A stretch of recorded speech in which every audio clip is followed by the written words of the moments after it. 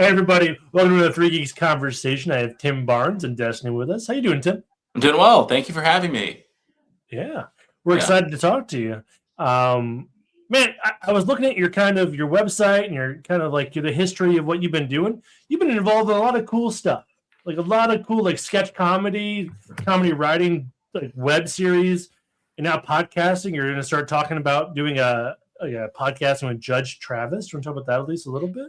Yeah, definitely. I mean, Judge Travis, this is one of those weird. First of all, tell me about yourself. Are you creatives? Do you write things on your own?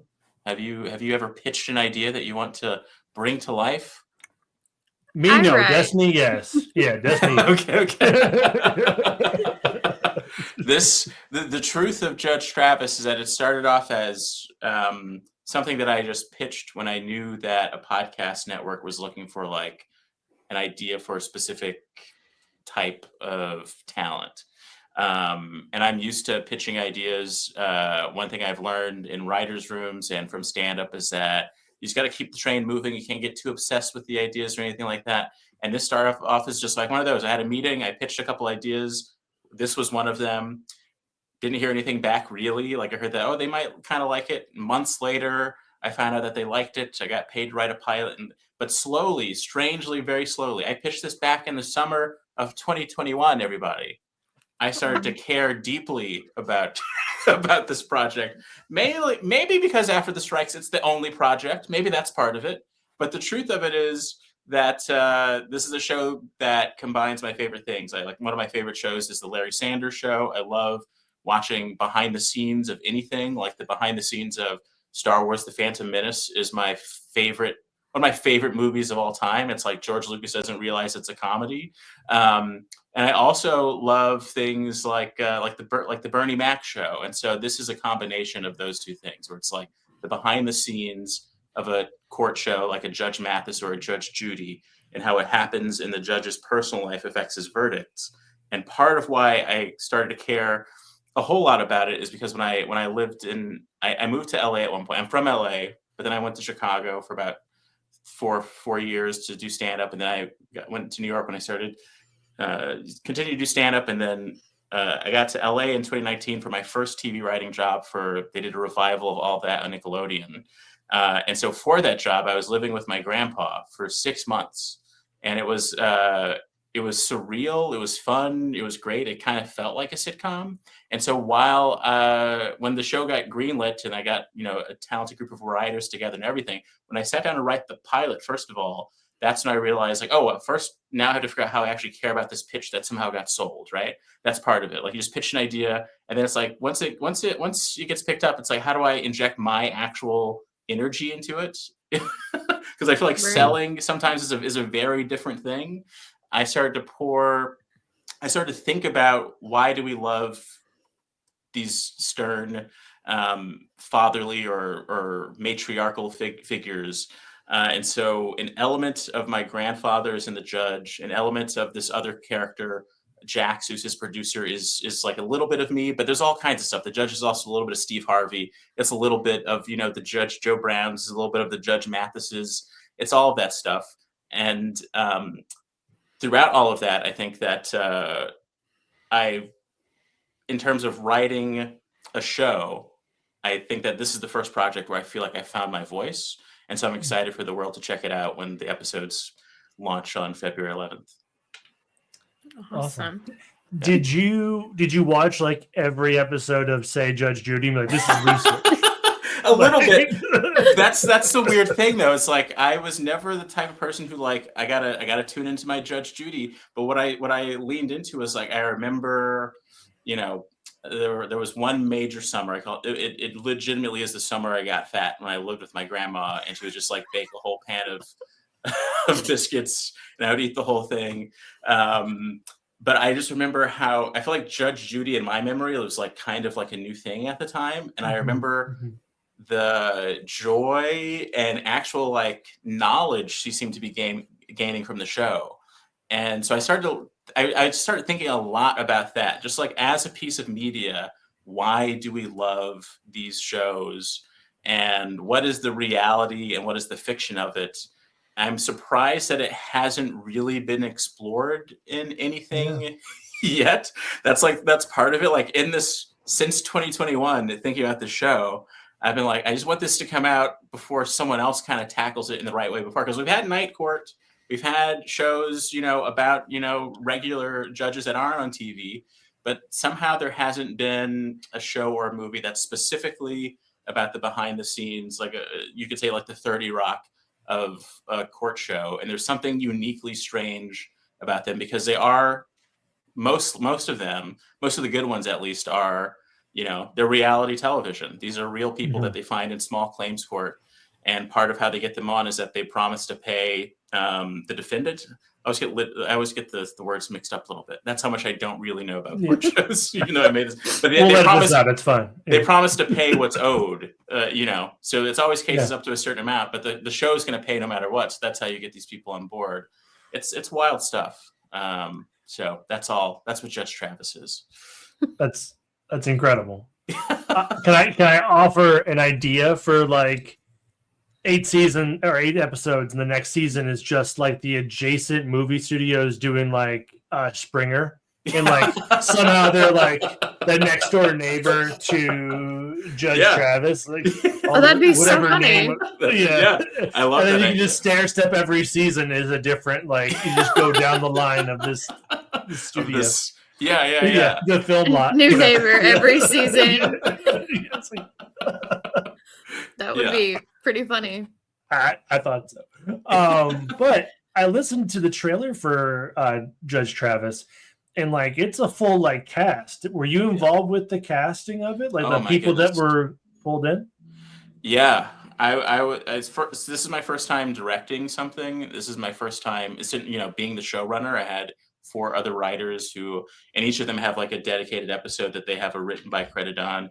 And by far, the element that I learned the most from is the casting process because it's so nerve-wracking. I basically, there's 4 main characters, but every episode has at least 2 litigants because there's always a court case that's highlighted. And it's basically about how, of those 4 main characters, usually there's something weird and personal that they're dealing with. And then somehow, sometimes it's small, sometimes it's big. The court case that's featured parallels this personal issue in some way. But remind me of your question. What was the question? It was just like, how involved were you with the cast? I know it's a full like. Yeah, I wrote. Each character has a cast member. It sounds like. But. Yeah, I wrote a letter to everyone that we reach out to be one of the main characters, and the thing that can be frustrating about it is that you just have to wait a while before you hear back, and then when you get a no, it bruises the ego because you never know, especially in Hollywood, what a no really means. Does a no mean that they don't like the material? Is it actually that they're too busy? But then beyond that, it's like while that letter is out and while you don't know the answer, you're starting to make all these like decisions about how the material fuses with the specific actor. And it's interesting for season 1 of a show where we wrote 8 episodes not knowing who the actors were going to be, not knowing what the exact tonality of the voice would be. We had these ideas for it, and then the other exciting thing, though, once we kind of landed on who the main characters are, and I'm very happy with them, they all ended up being like very Chicago-centric actors. We got Bashir Salahuddin, who's in that show Southside, and on this show called Sherman Showcase that's hilarious on IFC. And he's in Top Gun Maverick. Is that what it's called? I haven't seen that movie. Yes, Top Gun Maverick is the second one. I imagine the first one would be pretty old. And we have Langston Kerman, who's in Insecure. He's in all kinds of stuff. He pops up in everything. And Brandy Denise, she's a really funny comedian and actor. She was just in the Just for Laughs festival. And she has just the perfect voice to play the bailiff. It's just so real and authentic. And we have Keisha Sharp, a wonderful actor, also a great TV director. And the most exciting to me personally, though, is George Wallace plays Judge Travis's barber. And George Wallace is a legendary comedian. And would you believe he was the easiest person to cast? Because I realized that we follow each other on Twitter. I sent him a DM, and a day later, let me read you this DM I got from him. It blew me away. A day later, he was cast because I told him the premise. I also know how much he loves this classic record. I guess you call it like a party record by this artist named, it's like really old, by this artist named Pigmeat Markham, called Here Comes the Judge. So I kind of referenced that, I think, too, knowing how much he loves just like the idea of comedies about judges. I'm not going to read what I wrote to him, but I'll read you his response. He said, Tim Barnes, period. I was late in reading my DMs. I'm over here at the Olympics and whatnot. Sure, I'd love to do it. Call my so-called manager of 17 years. Tell him I said yes. I haven't even called his punk ass. Thank you, sir. It's just incredible. I love that. And can I tell you, like, what's really, touches my heart about it is that, unfortunately, I didn't get to direct him in person. We did it over Zoom when I got back to New York. But his voice just reminds me of the specificity of my grandfather's Southern accent.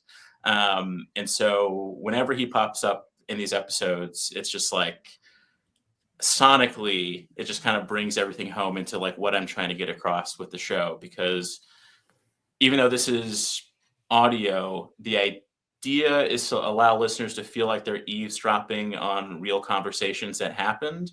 And so all of my notes as a director was just about being natural. Let's go through the scene, figure out what the emotional beats are, what the tonality is, and you get all these variations and you kind of cobble it together in the editing room. But he makes it feel so real, and he kind of it feels beyond the current moment whenever he pops up. Yeah. It just feels like a true ensemble when he pops up in these episodes. He's wonderful. Yeah. That's super cool. Well, that, and you kind of allow the listener to dictate, like, if they have the same type of perceptions, like, well, I'm seeing my grandfather be the barber. You know what I mean? Yeah. Place, like, which I enjoy a lot, is like allowing the user or the listener to kind of guide how they envision the character. Yeah, there's a lot of little nuggets that I think it's not like super highlighted, but even when it comes down to the music, the first sounds you hear in the trailer and in essentially every episode of the show are these 3 bangs of the gavel, and that's specifically inspired by how that song "Here Comes the Judge" begins. Sure. So there's like I like the idea that this is a part of a long lineage. I'd like to think that once people listen to this, they can see the connection to the things that inspired it, like the Larry Sanders Show and the Bernie Mac Show, which also interestingly has it already has a connection. Ken Kwapis directed the first few episodes of the Larry Sanders Show, and I think directed most of the first season of the Bernie Mac Show. There's all kinds of connections. I also found out. Have you seen the Larry Sanders Show? I feel like I'm such an old man. It's like it came out. It was like one of the first HBO comedies. It's a direct influence on The Office. It's a direct influence on even like The Studio that just came out. Well, now I need to watch it. Right. And I just found out that the person who made the theme song for the Larry Sanders Show, which was like a Gary Shandling show, so Jewish humor and everything, also did the score for Friday. So I just love finding all of these just interconnections. I love fun connections like that. Yeah. And I love Friday. So yeah. See, you love Friday, you'll love Judge Travis. We don't have to keep talking about Judge Travis, but yeah. Now, did you take any inspiration from other kind of podcasts that do kind of the visual novel? In my mind, I picture like Welcome to Night Vale, things like that, where they're like jumping right into like, hey, this is what they're doing. They've been doing it for a long time. Like, can we pull anything from that type of stuff? A little bit. My goal was to figure out a way to make almost like a sitcom level comedy work in the audio space. So the Night Vale, it is a comedy, but it has a certain mood to it.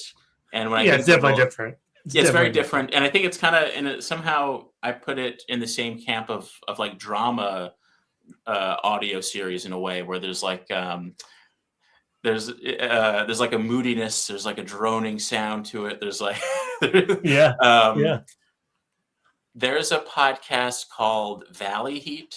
Have you heard this show? I have not. That is so damn funny because it really does feel real, but it also very much feels like a King of the Hill type humor. And it's just a guy in Burbank who has a podcast that he's recording in his garage about the goings on in his neighborhood. I cannot explain to you why it's Tom so left funny. his trash can out again. Well, like the first episode, he's convinced that his pool guy is using his trash can as a drug drop, but then he repeats the word drug drop so many times. Like, it's just that guy, it's your neighbor who talks too much whenever you bump into him on the sidewalk. Yeah. And this is the guy with the podcast, and it's so funny. So I think I discovered that after this. But I was just like thinking about what I like and what I don't like. And, everyone's taste is different about specifically situational comedies when they're made in the audio space.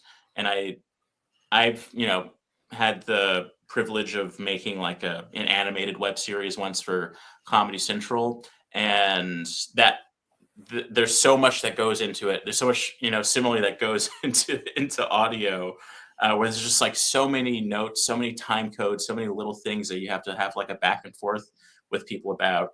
I don't think that my animated series was perfect, but it was a web series that's intended to kind of be a proof of concept for something that could be further developed into a TV show.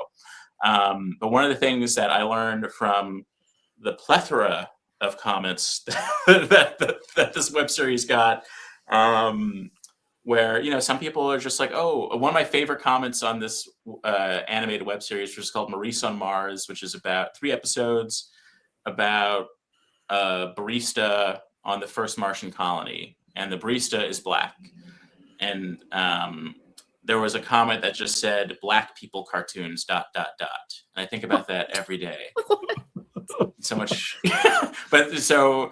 It was the art of like sifting through comments that were just like kind of clearly racist, ones that were racist, but they thought they could explain their way out of being racist. But then there were some comments that were actually informative, and that I was like, okay, you really do have a point there. Like, I don't think that in those 3 episodes, which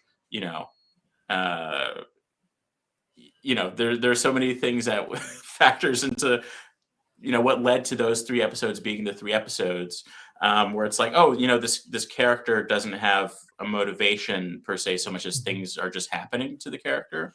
And I really did take that to heart. I was like, oh yeah, I ultimately, there was a nugget of truth there. So I thought a lot about that. And so I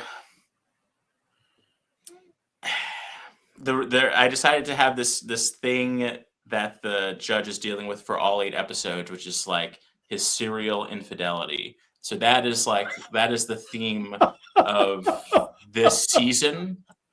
That is a theme that also ties into my grandfather, who is the reason I have so many grandmothers. And, no way. That's awesome. That's awesome. That's so I just wanted to be grounded in something real all of these episodes. But when you have an open palette, which I feel like animation and audio is, I think the first impulse is to like do everything that you can do with that wide open palette. And people always say like, you can do anything in animation, but at the same time, the actual animators would tell you, well, you're going to have to scale this down because, it still costs money to do anything. Right. But I think that it's funnier and more interesting to work with limitations.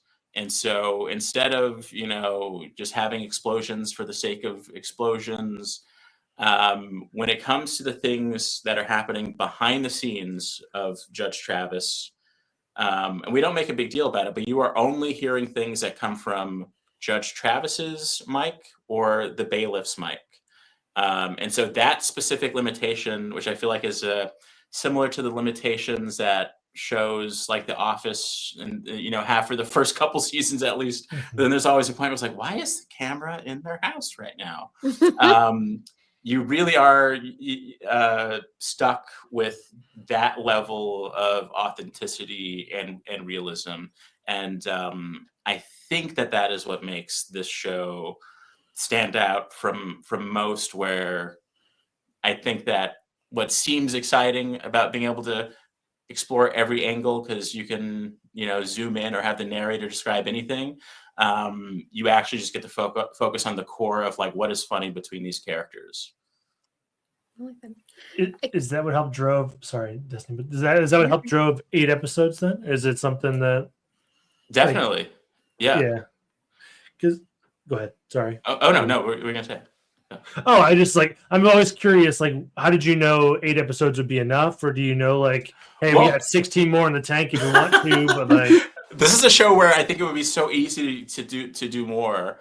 But it sold, and they were like, we want to make 8 episodes of this. Got it. It's kind of like this accident that is now like my favorite thing in the world. But it was also another lesson from that animated web series was like, I wrote all of those episodes. I think I originally, was paid to write. I wrote 5 episodes, and then it was cut down to 3 at some point. And then certain things of like, that in one way, that's how I learned how to work with limitations for the first time, because this was, a web series from Comedy Central, but, you had to stick to this budget. They were like, try and keep them in the coffee shop at all times, even though this is a show about Mars. Part of how I pitched that show is that it's Cheers, but on a Martian colony, basically. So, Cheers, by the way, is a show, and Taxi too, for the most part, 2 of my favorite shows that just takes place in like one location, and they had so many episodes, and that is not an easy thing to do. It's actually, it's like a play. Yeah. Like, and the fact that show is beloved and had so many different situations in one location is just a treasure. But that's why I really wanted to bring writers in, because I was like, I have this idea, but if you really want to make a great comedy, similar, basically a TV show. This is basically a TV show, but audio.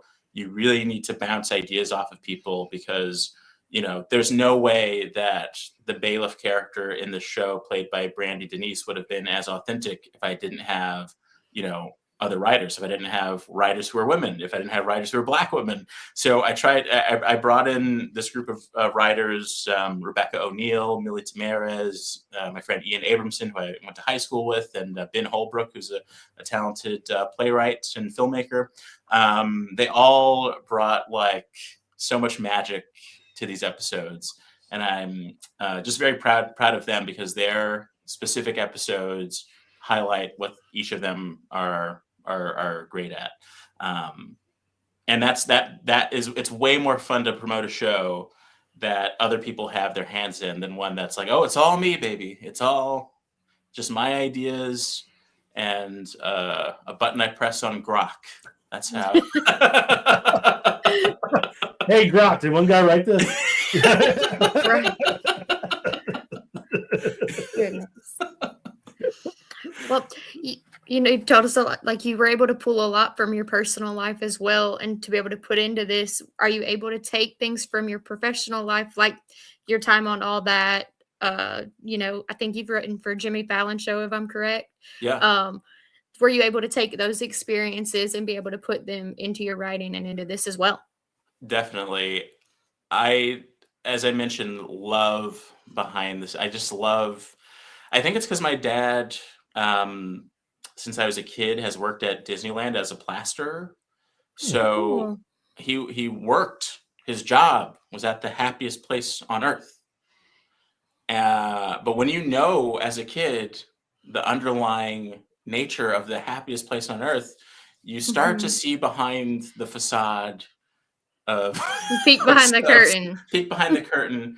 And I'm the type of person where I'm less, with almost everything, I'm less interested in religion, but I'm really interested in preachers. Just like I'm less interested in school, but I'm really interested in what's happening in the teacher's lounge. I want to know what preachers are talking about when they get together. I want to know what, like, because there's good question. Very good question. And so for all of the jobs I've had in media, I have been fascinated by what, having, the biggest office in these situations, or having, being the host, what that does to people psychologically, what that does to the ego. And I also, luckily got an intimate sense from various jobs of what it feels like, or, or what to me, the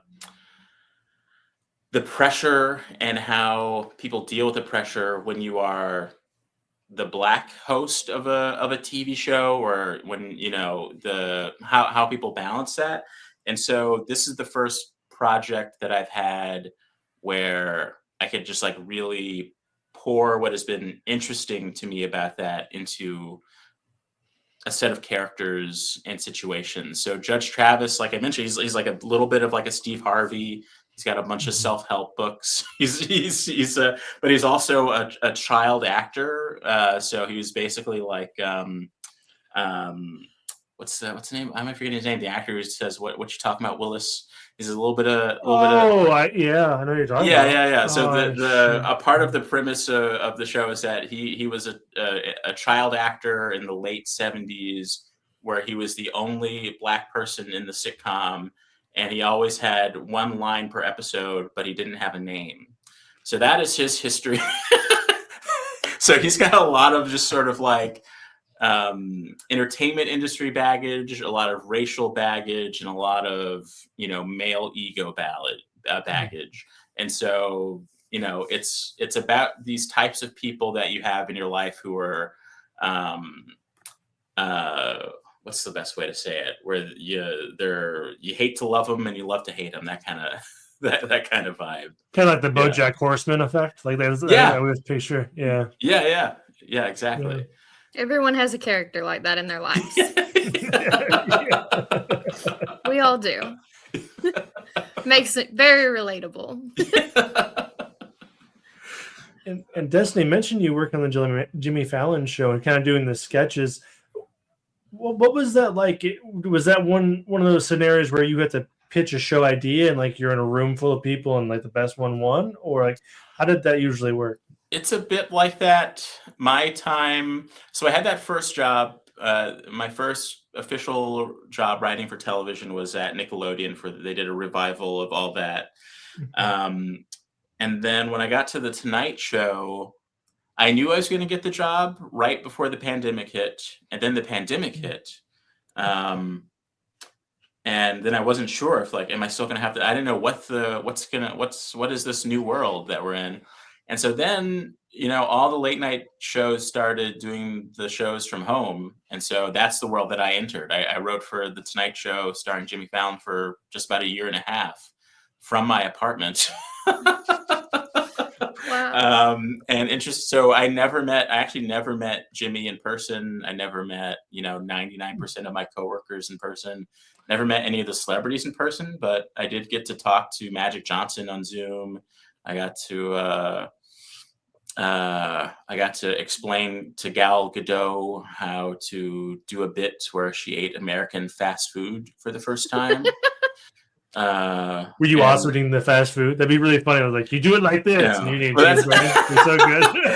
What's so funny about that one, every now and then because I still have this text thread that is so funny to me that I found this text thread on accident a couple years ago because I was trying to remember what my missus, what her favorite order is from Taco Bell.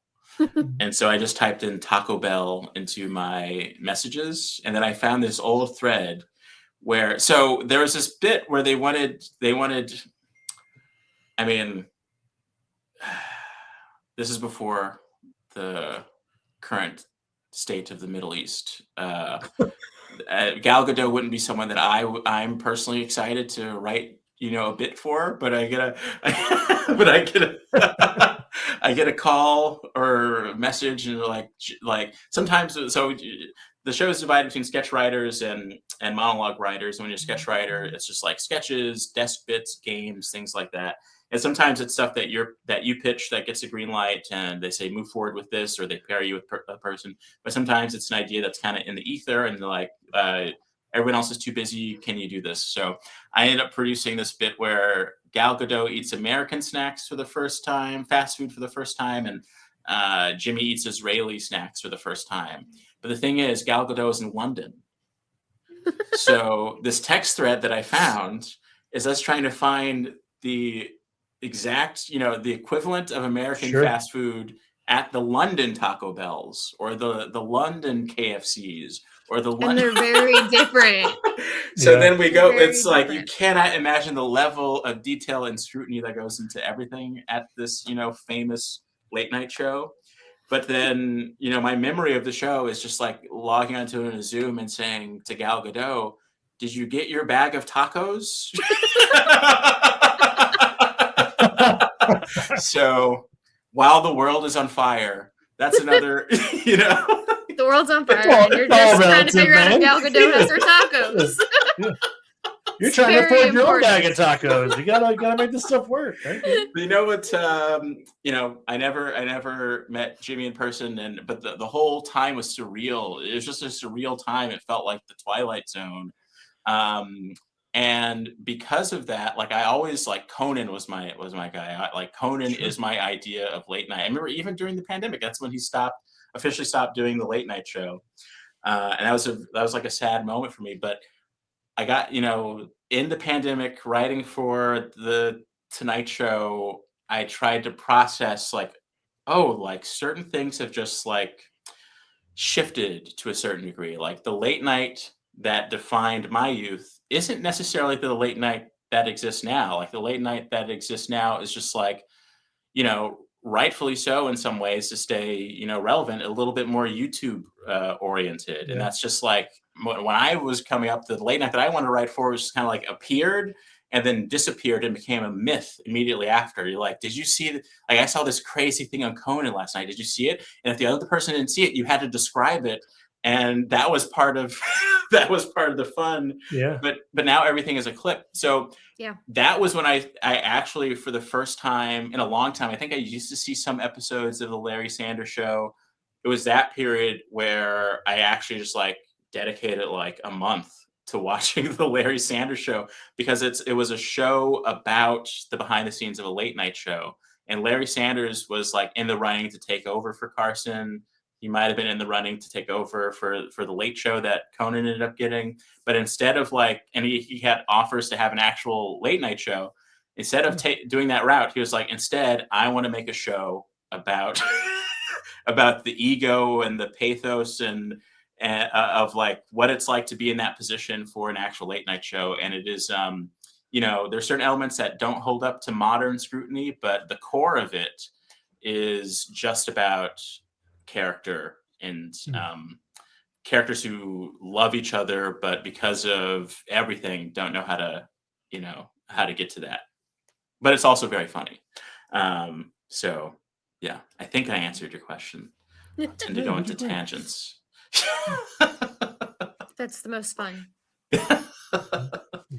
So, fun question I like to ask is, if you could go back and give early career Tim any advice, what would it be?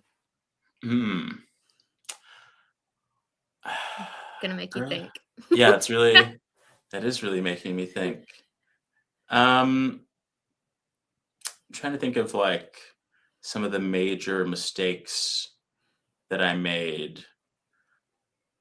I think it's just, the same advice I think most people would give themselves when they're younger, which is just try not to overthink try to live a little bit more, because that gives you more to talk about and to write about. And this is turning into therapy, but really, I wish that I earlier in my life took the steps to be less compartmentalized. Like, my biggest issue is that I have everything in separate buckets. But that might be because I had so many grandmas as a kid. I just had I bet you have some sweet sweaters. Though. yeah. Right. But so I think there's a logic to why I'm so compartmentalized. But as I get older, it's hard to keep up those separate. It's not like I have separate lives or anything. It's just that there's no interconnectivity between a lot of the things. For a long time, there was no interconnectivity. So I'm trying to get better at that. Like, make sure that my comedy life is cohesive with my real life and my romantic life and all that stuff. I'm trying to get accustomed to the idea that everything is just one big mush instead of like separate boxes. Yeah. That's a difficult one, honestly. Yeah. Yeah. I have like 2 grandmothers, and I struggle with that. So that makes me feel any better.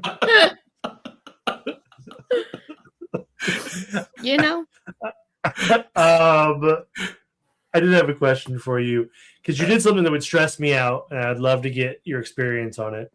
Man on the street, did you actually go to people and just start pulling people off? That would make me so nervous, man. I was shaking watching I couldn't. No, that's really, really fun to me, weirdly. I think my whole comedy career was a shock to a lot of my family and even friends, because I'm generally a pretty quiet person. Wasn't, the most, excitable person in anything. But and in writers' rooms, I think I'm the type where I'm less like tossing out ideas constantly as opposed to like waiting for the right moment to say the exact right thing that kind of can trigger the person who knows how to do act outs, or can get people on the right train of thought. But yeah, that man on the street, I think the one you're talking about is at one of those GOP just walk up. That is somehow so fun to me. And I also rarely sometimes I do get nervous around celebrities, but I rarely get nervous, because it's almost like a self-deprecating judo move where it's like, well, you just met me, so you must not be that big of a deal. You just met me. You just met me? Okay, you're just a guy. That says something about you. Yeah.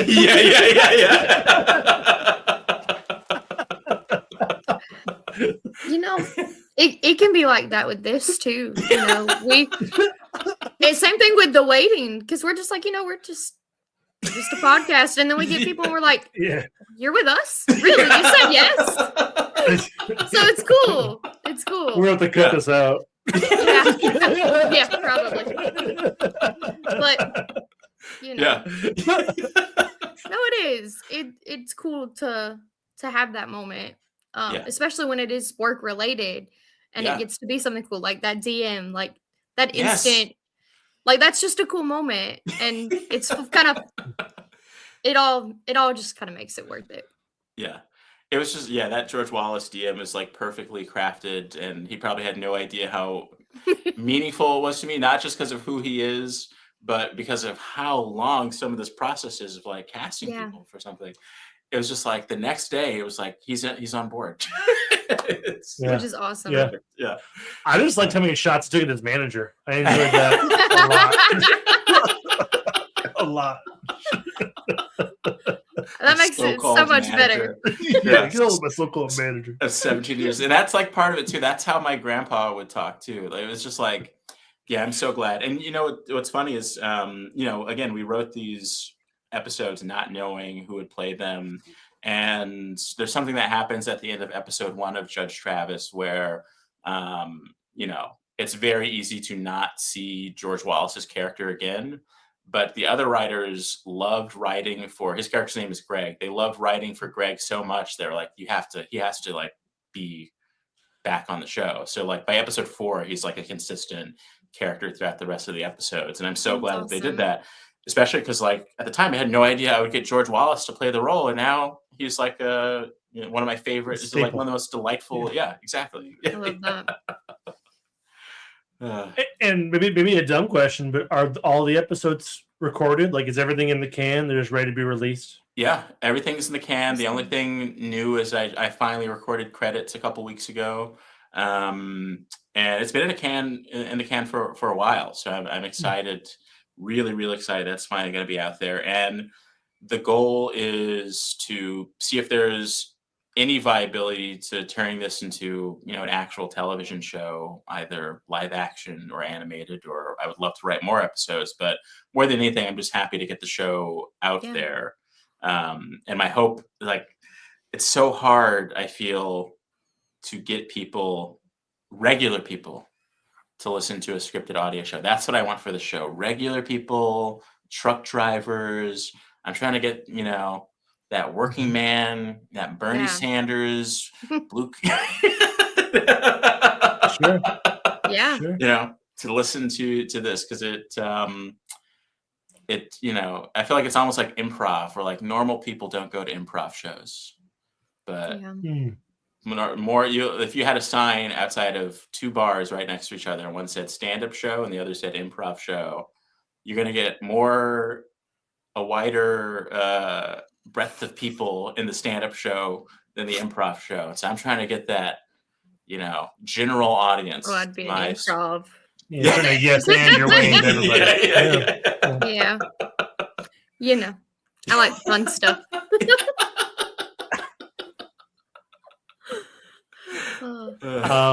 What advice would you have? Sorry, Justin. What advice would you have for any other writers that are trying to get into, film, television, things like that? Probably similar to your younger self, but do you have any good advice that you could give to those people? I think I feel like everyone says this now, but you have all the tools in your hand, and the industry has never been more on fire. I mean, it was literally on fire at the beginning of last year, but now it's like psychologically on fire. No one knows what anything is. No one knows what they're going to be next year. Everyone is just like looking at YouTube for answers. So just go on to put the right stuff onto YouTube. I saw something where it's I forget the name of the filmmaker, but they make these like short horror films, and one of them, which I think is called like The Face of God, is going to be directed by Sam Raimi and co-produced by Monkey Paw Productions, which is Jordan Peele's production company.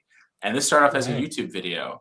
So you have everything at your disposal to experiment and find your audience. And, the downside of the internet, I feel, is that like everything is kind of out there. Like everyone's talking about 2016 right now, and I'm looking at some of these 2016 photos, and I just I might go on like a deleting spree. There's no blackface or anything like that, but it's just like, I just don't like what I'm looking at. Yeah. It's fair. It's just all somehow still there. Yeah. I didn't even see that little thing. I was like, no, I'm not the same person I was then.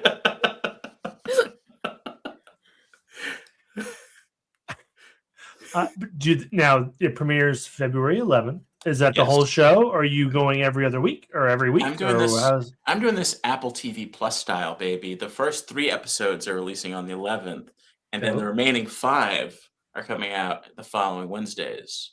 So download. I feel like the first 3 episodes gives you everything you need to know about the main characters, the main situation, and once you get past that, that's where the real fun begins. You really start to figure out what's going on between Percy and his wife. You really start to get a sense of whether or not this TV judge is really going to become a Supreme Court justice.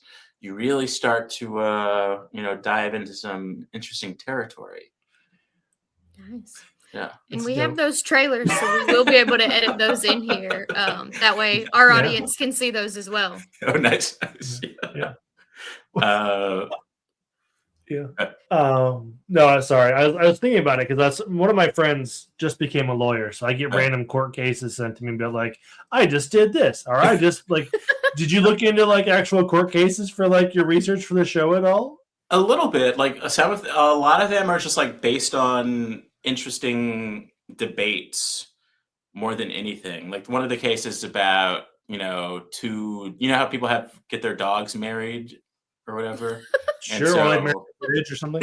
Yeah. yeah. And now they want to get a divorce because they find out the other dog's been cheating on, on the, stuff like that.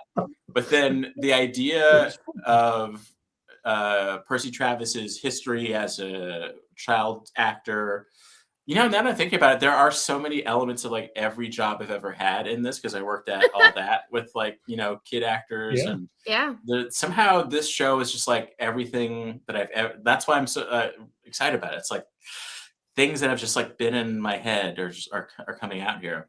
What was I talking about though? Whatever you want to, my man.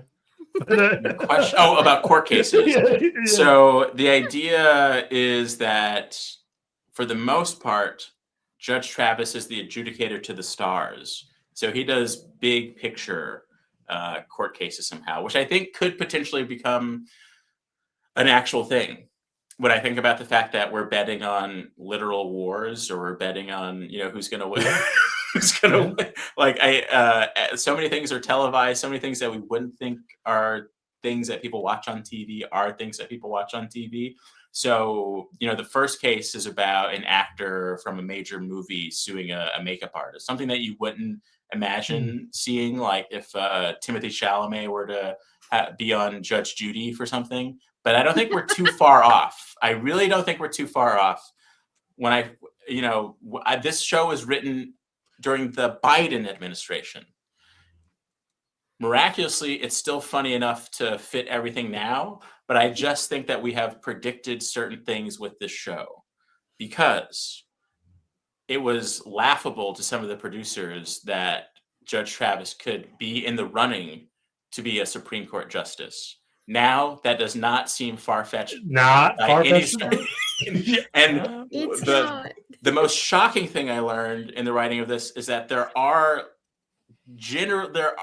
a shockingly low level of rules for who can become a Supreme Court justice.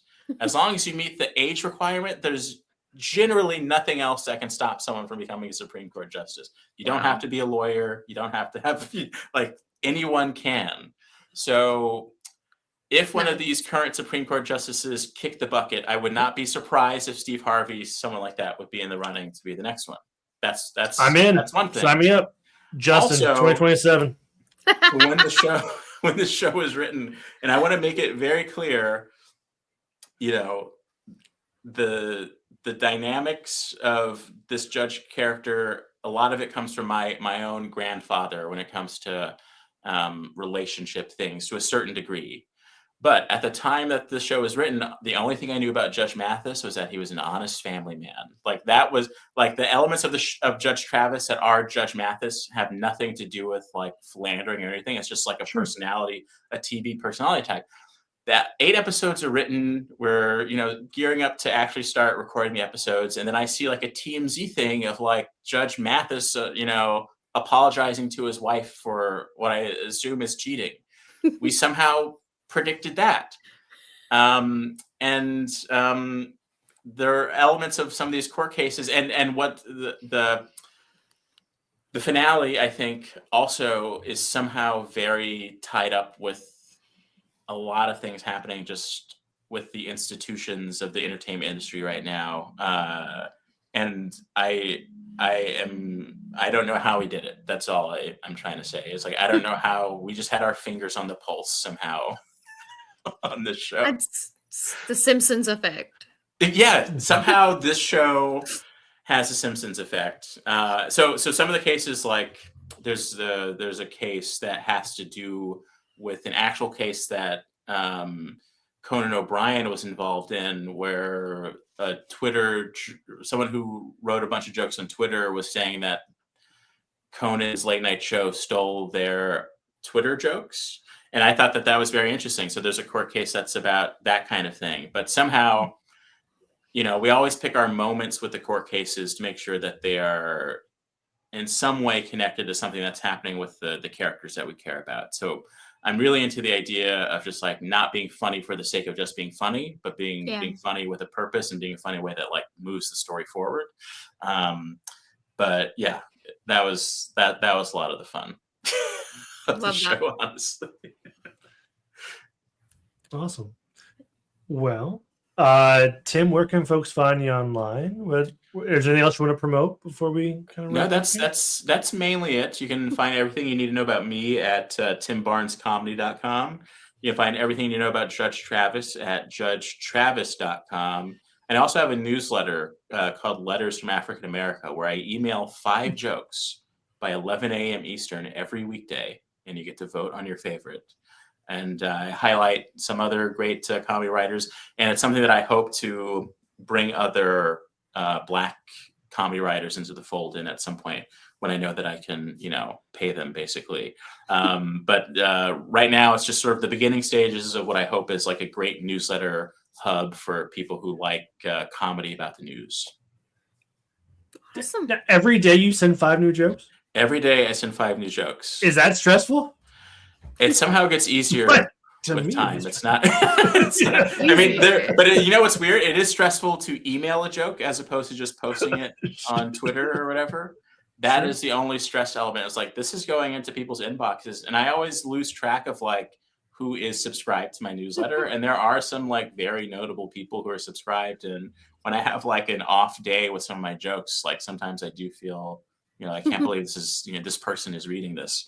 But it's just like I like keeping like a daily practice for the things that I enjoy doing. And I just really, really like writing jokes. And, certain as all these apps are evolving and devolving, like at least I get I have the emails of the people who like my stuff, and I'm just trying to like present things to them. Yeah. Sure. Yeah. Yeah, it keeps you fresh. Yeah. Yeah. Are you preparing the court case for when someone steals one of your jokes from your email? Listen. I know. Yeah. I sent this November 3rd. Please, as per my previous email. Yeah. It's also legally sound to send emails because it's like every email is my pre-existing IP. So yeah, that's right. Right. I timestamped it. It doesn't. Yeah. Awesome. Well, thank you so much, Tim. Thank Happy you. to have you. Thank you for having me. I hope that this was fun. I hope that absolutely. when you do watch the Larry Sanders Show that you enjoy it.